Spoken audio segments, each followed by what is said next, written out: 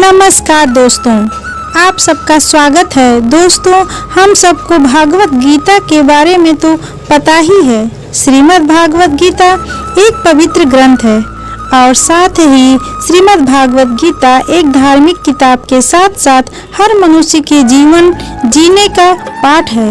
यह धार्मिक किताब पूरी दुनिया में पढ़ी जाती है। दुनिया में बहुत सारे कामयाब लोग इसी धार्मिक पुस्तक के कारण अपने जीवन में आगे बढ़ पाए हैं। इस किताब को पढ़ने से हमें मोटिवेशन मिलता है और इससे हम अपने जीवन को सफल बना सकते हैं। भगवत गीता में श्री कृष्ण की ज्ञान की बातें और श्री कृष्ण के विचारों को पढ़ने से गहन ज्ञान का द्वार खुलता है। उसके शब्द अटूट शांति के साथ जीवन की जटिलताओं को पार करने के लिए वे एक सच्ची दिशा दिखलाते हैं। उनके ज्ञान के माध्यम से हम आत्मखोज के धागों को सुलझाते हैं, अपने उद्देश्यों को जगाते हैं और अपने कर्तव्यों को सद्गुणों के साथ जोड़ते हैं। ये शिक्षाएं धार्मिक कार्य का मार्ग प्रशस्त करती हैं, करुणा को बढ़ावा देती हैं और प्रतिकूल परिस्थितियों का सामना करने का साहस पैदा करती है। श्री कृष्ण के विचारों में डूबने से हमारा दृष्टिकोण समृद्ध होता है, हमारे सच्चे स्व और ब्रह्मांड के साथ गहरा जुड़ाव होता है और आत्मा प्राप्ति की उत्कृष्ट क्षेत्रों की ओर हमारा मार्गदर्शन करते हुए आंतरिक शांति को बढ़ावा मिलता है। आज हम गीता के 121 अनमोल वचन को इसे हम सुनते हैं। मन स्वयं का सारथी है, इसे बुद्धि से वश में करो, फिर जीवन की यात्रा सुलभ होगी। जैसे एक बूंद सागर में विलीन हो जाती है, वैसे ही ब्रह्मांड के साथ अपनी एकता का एहसास करो और पीड़ा की लहरें समाप्त हो जाएंगी।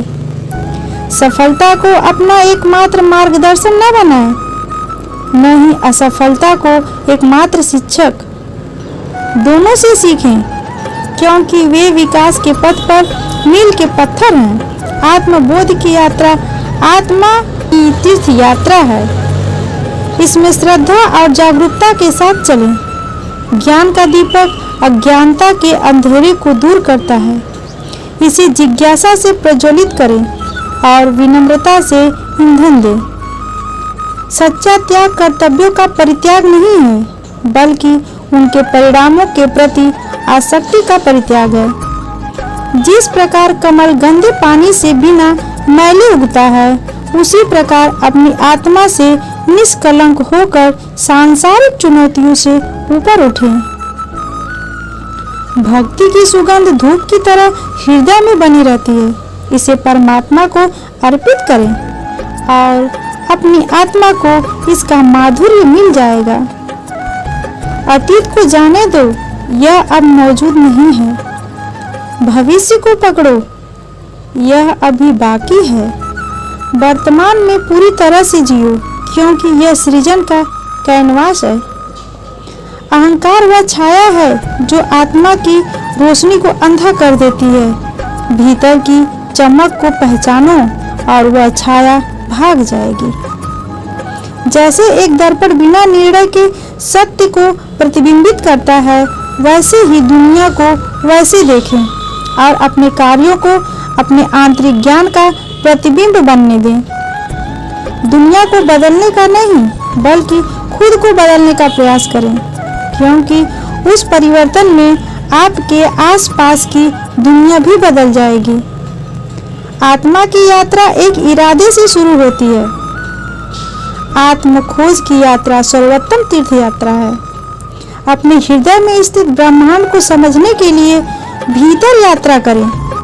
विनम्रता की खुशबू विपरीत परिस्थितियों में भी दूर दूर तक फैलती है।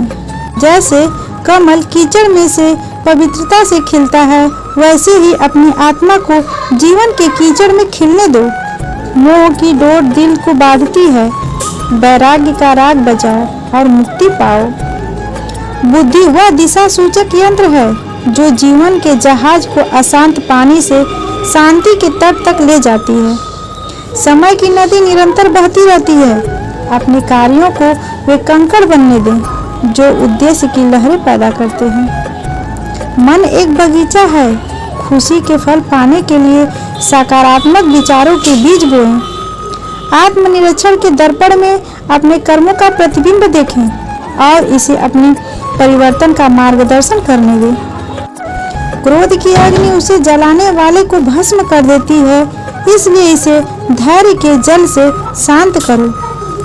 करुणा का दीपक इतना प्रकाशमान हो कि वह हर कोने से पीड़ा का अंधकार दूर कर दे।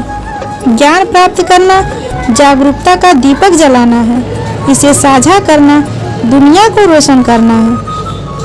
जीवन की चुनौतियों की तूफानी लहरों के नीचे आंतरिक शांति का शांत सागर छिपा है। दिमाग एक कैनवास है, विचार उसके रंग रचनात्मकता की उत्कृष्ट कृति को चित्रित करें। रिश्तों के बगीचे में सम्मान, विश्वास और प्यार के फूल खिलाएं। आपके कार्य को आपके मूल्यों का प्रमाण बनाएं, क्योंकि वे शब्दों से अधिक जोर से बोलते हैं। जिस प्रकार चंद्रमा सूर्य के प्रकाश से प्रतिबिंबित करता है, उसी प्रकार निस्वार्थ कार्यों के माध्यम से अपने भीतर परमात्मा को प्रतिबिंबित करें। एक कुशल धनुर्धर की तरह अपने विचारों को आत्म साक्षात्कार के लक्ष्य की ओर लक्षित करें और अपना ध्यान भटकने ना दें। जीवन की नदी अनमोल बूंदों की तरह छड़ों को लेकर बहती है। प्रत्येक को संजोएं, क्योंकि वे आपके अस्तित्व का महासागर बनाते हैं। ध्यान की शांति में अपनी आत्मा की फुसफुसाहट सुनें, जो आपको शाश्वत सत्य की ओर मार्गदर्शन करती है। पूर्णता के लिए नहीं, बल्कि प्रगति के लिए प्रयास करें। यात्रा ही वह पेंटिंग है जिस पर आप अपने विकास को चित्रित करते हैं। प्रत्येक सूर्यास्त जीवन की निरस्वरता की याद दिलाता है। यह आपको प्रत्येक गुजरते पल की सुंदरता को संजोने के लिए प्रेरित करता है। दया को अपना दिशा सूचक यंत्र और करुणा को अपना मानचित्र बनने दें। सहानुभूति से भरे हृदय के साथ जीवन के समुद्र में यात्रा करें। अतीत पाठों का किताब है, वर्तमान कार्यों का कैनवास है और भविष्य संभावनाओं का क्षेत्र है। अपने कार्यों की मिट्टी में दयालुता के बीज बोएं और सद्भावना के बगीचे को फलते फूलते देखें। जब आपके रास्ते पर संदेह के बादल छा जाएं, तो याद रखें कि ज्ञान का शाश्वत सूर्य आपके भीतर ही छिपा है। जिस प्रकार नदी पहाड़ों और घाटियों के माध्यम से अपना रास्ता खोजती है, उसी तरह जीवन के उतार चढ़ाव के माध्यम से अपना रास्ता खोजें। आत्मनिरीक्षण का दर्पण आपके अस्तित्व की सच्चाई को दर्शाता है। इसे ईमानदारी और अनुग्रह के साथ देखें। आत्मा की यात्रा कमजोरी और ताकत के बीच एक नृत्य है। सच्चे साहस का प्रतीक बनने के लिए दोनों को अपनाएं। जीवन की टेपेस्ट्री में यह धागा आवश्यक है। अपने अनुभवों को ज्ञान की उत्कृष्ट कीर्ति से बुनें। दिल की फुसफुसाहट अक्सर दिमाग की बातचीत से अधिक तेज होती है। अपने भीतर मौजूद ज्ञान को ध्यान से सुनें। प्रत्येक दिन आपके जीवन की कहानी को फिर से लिखने का एक अवसर है। इरादे की कलम को उद्देश्य के साथ उपयोग करें। जिस प्रकार एक पेड़ अपनी जड़ों से जुड़ा हुआ खड़ा होता है, उसी प्रकार एहसास के आकाश तक पहुँचते हुए अपने मूल्यों पर दृढ़ रहें। प्रतिकूलता की हवाएं लचीलेपन की जड़ों को आकार देती है। अपनी आत्मा को सभी तूफानों का सामना करते हुए अटल रहने दें। आपके कार्यों की गूंज समय के साथ गूंजती है। इतिहास की रेत पर और अच्छाई का पदचिन्ह छोड़ने का चयन करें। जैसे नदी सागर को बहाती है, वैसे ही अपने विचारों को प्रेम के सागर में विलीन होते हुए परमात्मा की ओर बहने दो। सच्चाई की लौ अंधेरी छाया से भी अधिक तेज जलती है। इसे अटूट स्पष्टता के साथ अपना मार्ग दिखाने दें। कुम्हार मिट्टी को सुंदरता के बर्तनों में आकार देता है। अपने विचारों को सकारात्मक और परिवर्तनों के जहाज में आकार देता है। जिस प्रकार एक बीज में एक शक्तिशाली वृक्ष की क्षमता होती है, उसी प्रकार आपके कार्य आपके भाग्य को आकार देने की क्षमता रखते हैं। अपनी चेतना के कमल को खिलने दो। इच्छा के पानी से ऊपर उठकर एहसास के सूरज को गले लगाने दो। आत्म खोज का मार्ग आत्मनिरीक्षण के परिदृश्य से होकर गुजरता है, जो आपके सच्चे स्व के खजाने को प्रकट करता है। ब्रह्मांड एक विशाल पेंटिंग है। अपनी यात्रा को प्रेम, करुणा और असीम आनंद के रंगों से रंगे। करुणा के दर्पण में सभी प्राणियों का प्रतिबिंब देखें, क्योंकि उनके दुख और सुख आपके अपने हैं। सूरज हर दिन उगता है, दुनिया में रोशनी लाता है, उद्देश्य के साथ उगता है और अस्तित्व में रोशनी लाता है। जैसे एक नदी बहती है, वैसे ही जीवन में अपना प्रवाह खोजे। बाधाओं को अनुग्रह के साथ पार करें और अपना रास्ता खुद बनाएं। दिल की फुसफुसाहटें आत्मा की गूंज है। ध्यान से सुनें और उनके मार्गदर्शन का पालन करें। जीवन के बगीचे में अपने कार्यों को वैसे ही करें जैसे आप फूलों को खिलते समय देखते हैं, क्योंकि उनका सार आपके भाग्य को सुगंधित करेगा। केवल जीवन का बोझ न उठाएं, उन्हें ताकत और लचीलापन विकसित करने के अवसर के रूप में अपनाएं। कृतज्ञता की खुशबू अस्तित्व की हवा को मधुर बनाती है, आपके हृदय को जीवन के प्रचुर आशीर्वाद के प्रति जागृत करती है। धारणा का लेंस वास्तविकता को आकार देता है। हर चीज में परमात्मा की प्रतिभा को देखने के लिए इसे सचेतना से निखारें। जीवन की यात्रा एक राग है, इसे उद्देश्य के स्वरों के साथ गाएं और अपनी आत्मा को ब्रह्मांड के साथ गूंजने दें। कर्म करो, फल की चिंता मत करो, भगवद गीता का सबसे बुद्धिमान संदेश है। आज हम केवल पैसे, बेहतर घर, कार और सुरक्षित भविष्य के लिए काम कर रहे हैं। हम इतने लक्ष्य चालित हैं कि हम सब कुछ परिणाम के बारे में सोचकर ही करते हैं। यह एक ऐसी चीज है जिससे हमें बचना चाहिए, केवल इसलिए कि यदि अपेक्षाएं पूरी नहीं होती हैं तो दर्द असंभावी होता है। इसलिए काम करते रहें और बदले में कुछ भी उम्मीद न करें।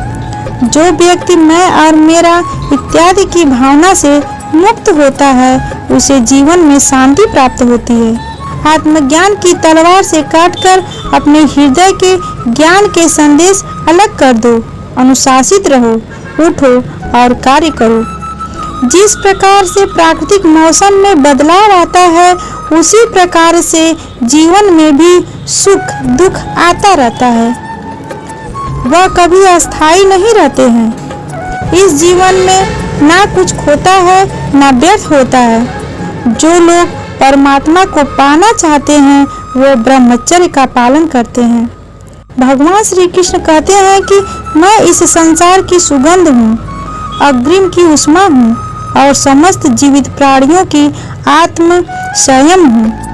वह जो सभी इच्छाएं त्याग देता है, उसे शांति की प्राप्ति होती है। संपूर्ण संसार में जब अधर्म और पाप बढ़ता है, तो मैं धर्म की पुनः स्थापना के लिए धरती पर अवतार लेता हूँ। जैसे अंधेरे में प्रकाश की ज्योति जगमगाती है, ठीक उसी प्रकार से सत्य की चमक भी कभी फीकी नहीं पड़ती। इसलिए व्यक्ति को सदैव सत्य बोलना चाहिए। मैं सभी प्राणियों के हृदय में विद्यमान हूँ। जो व्यक्ति मृत्यु के दौरान मेरा नाम लेता है, वह सदैव मेरे ही धाम को प्राप्त होता है। इसलिए इसमें कोई शक नहीं। जो व्यक्ति मृत्यु के दौरान मेरा नाम लेता है, वह सदैव मेरे ही धाम को प्राप्त करता है। इसमें कोई शक नहीं। ऐसा कुछ भी नहीं, चेतन या अचेतन, जो हमारे बिना अस्तित्व में रह सकता हो। परिवर्तन ही इस संपूर्ण संसार का नियम है। इसलिए व्यक्ति को कभी अपने वर्तमान पर घमंड नहीं करना चाहिए। जिसने जन्म लिया है, उसकी मृत्यु निश्चित है और मृत्यु के पश्चात पुनर्जन्म भी निश्चित है। मनुष्य का संपूर्ण शरीर 5 तत्वों से मिलकर बना है: अग्नि, जल, वायु, आकाश और पृथ्वी। और अंत में उसके शरीर को इन्हीं 5 तत्वों में विलीन हो जाना है। व्यक्ति को अपने आप को सदैव ईश्वर को समर्पित कर देना चाहिए, तभी वह दुखों और चिंताओं, परेशानियों से मुक्त रह सकता है। प्रत्येक बुद्धिमान व्यक्ति को क्रोध और लोभ त्याग देना चाहिए, क्योंकि इससे आत्मा का पतन होता है। तुम बिना किसी कारण की चिंता करते हो और बेवजह ही घबराते हो। तुम तो आत्मा हो, जिसे ना तो कोई मार सकता है और ना ही कोई जला सकता है। यही जीवन की सच्चाई है, जिसे प्रत्येक व्यक्ति को जानना चाहिए। न तो यह शरीर तुम्हारा है और न ही तुम इस शरीर के मालिक हो। यह शरीर 5 तत्वों से मिलकर बना है: आग, जल, वायु, पृथ्वी, आकाश। एक दिन यह शरीर इन्हीं 5 तत्वों में विलीन हो जाएगा। गीता के पहले अध्यायों में भगवान श्री कृष्ण अर्जुन को धर्म और कर्म योग का उपदेश देते हैं। इन अध्यायों में गीता के मूलभूत सिद्धांतों को समझाया गया है। गीता के अनुसार धर्म का अर्थ है सदाचार और कर्तव्य परायणता। कर्म योग का अर्थ है बिना किसी स्वार्थ के अपने कर्तव्यों का पालन करना। गीता में कहा गया है कि धर्म ही जीवन का आधार है। धर्म के बिना जीवन अधूरा है। कर्मयोग ही जीवन का सही मार्ग है। कर्मयोग से मनुष्य अपने जीवन में सफलता और सुख प्राप्त कर सकता है। गीता के 7वें से 11वें अध्याय तक ज्ञान योग और भक्ति योग का उपदेश दिया गया है। इन अध्यायों में गीता के उच्चतर सिद्धांतों को समझाया गया है। ज्ञान योग का अर्थ है आत्मज्ञान प्राप्त करना। भक्ति योग का अर्थ है भगवान में पूर्ण समर्पण। गीता में कहा गया है कि ज्ञान योग और भक्ति योग ही मोक्ष प्राप्ति का मार्ग है। ज्ञान योग से मनुष्य अपने आत्म स्वरूप को जानता है। भक्ति योग से मनुष्य भगवान को प्राप्त करता है।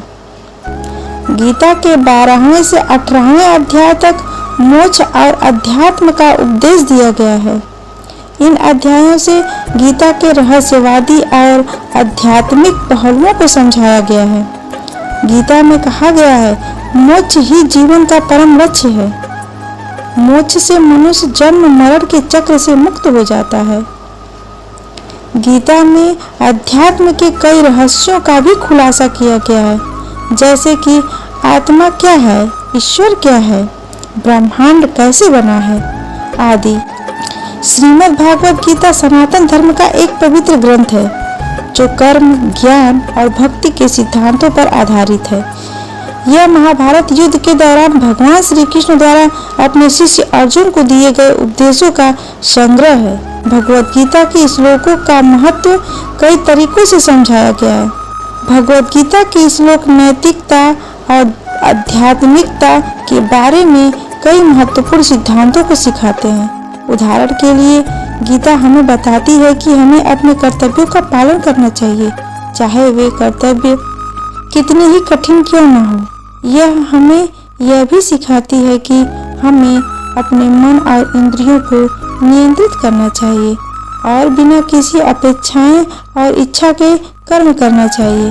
भगवत गीता के श्लोक हमें जीवन का अर्थ और उद्देश्य समझने में मदद करते हैं। गीता हमें बताती है कि जीवन का उद्देश्य आत्म साक्षात्कार प्राप्त करना है। यह हमें यह भी सिखाती है कि हमें अपने कर्तव्यों और कर्मों के माध्यम से भगवान की प्राप्ति करनी चाहिए। भगवत गीता के श्लोक आध्यात्मिक विकास के लिए एक मार्गदर्शक के रूप में कार्य करती है। गीता हमें बताती है कि हमें कैसे ध्यान करना चाहिए, कैसे अपने मन को नियंत्रित करना चाहिए और कैसे भगवान से जुड़ना चाहिए। भगवत गीता के श्लोक को पढ़ना और समझना एक जीवन बदलने वाला अनुभव हो सकता है। दोस्तों, अगर आपको हमारा यह आर्टिकल पसंद आया हो तो इसे अपने दोस्तों में ज़्यादा से ज़्यादा शेयर करें, ताकि उन्हें भी इन सुविचार के बारे में जानकारी मिल सके। एक बार हमें कमेंट करके ज़रूर बताएं आपको हमारा यह आर्टिकल कैसा लगा।